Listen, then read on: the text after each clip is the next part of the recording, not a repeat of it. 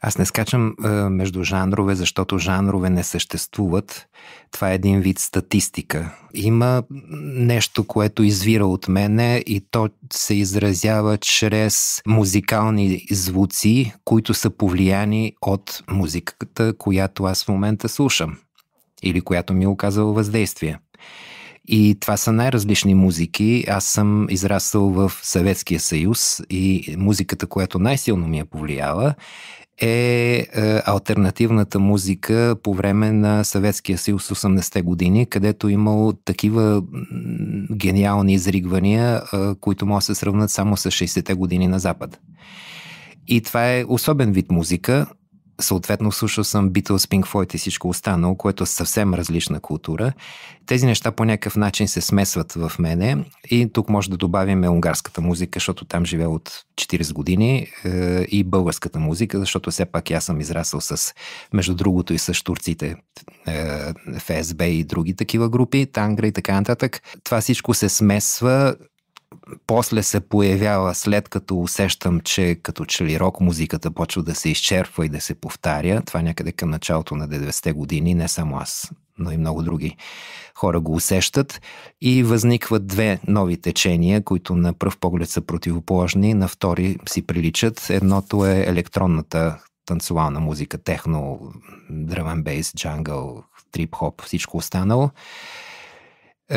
И от друга страна етническите течения, които внасят нещо ново.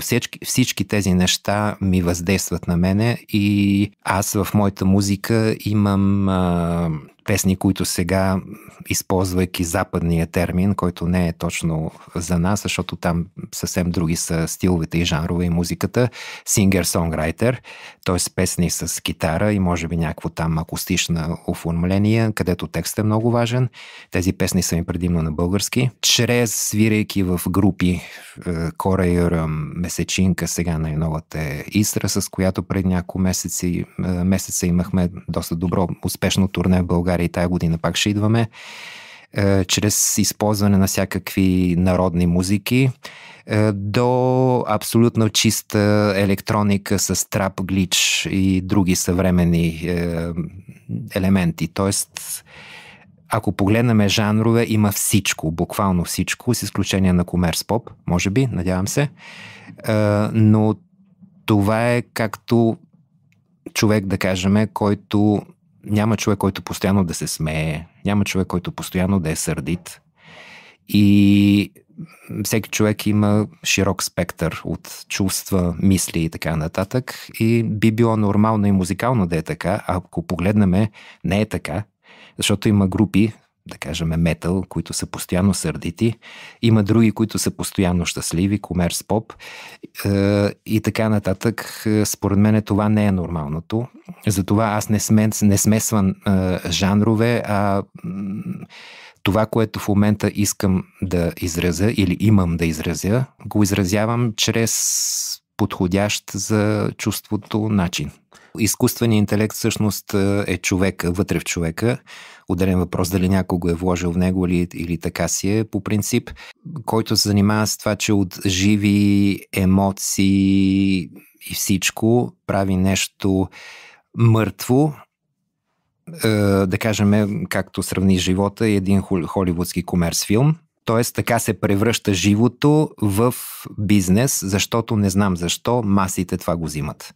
Хората, всеки един, аз нито един човек отделно погледнато не бих се отнасял към него лошо, обаче към масите лошо ще отнасям, защото хората, когато ги гледаме като много хора наведнъж, има си психологически закони на масите, те се поддават на определен вид влияние и бизнеса е правене на пари, независимо чрез музика или каквото и да е, използвайки законите на влиянието на масите. А този закон действа чрез упростени и оглупени продукти. И това е което по комерс радиостанциите слушаме. И което се прави за изкарване на пари. Това е бизнеса. Отделно, ако погледнем бизнеса, какво би трябвало да бъде първоначално, това е просто помагане на това, което някой прави, да стигне до човека, на който му трябва. Това може да е сирене, това може да е музика. Тоест бизнес е нещо абсолютно необходимо като технически момент, но той се превръща в собственик на емоциите. Исра, това е с група направена с музикантите на Месечинка и една танцорка и певица Мария Кек, с която отдавна се познаваме. Исра е една от главните героини на една приказка, която Мария пише и което е нещо невероятно, според мен сравнимо по дълбочина с Господаря на пръстените. Един отделен свят тя си измислила и го развива в момента и го пише, и там главната героиня се казва Исра и нейният дух и нейният живот. Умилението, може би не точно умиление, някакво по-дълбоко чувство имам с моите групи, които свиря в България. И това е, нали, това за хора като мен е въпроса на родината, какво усещаш във връзка с родината, усещаш ли нещо въобще, защото в България съм живял 1/6 от моя живот. Само. С моята Месечинка сме свирили някъде към 25 страни.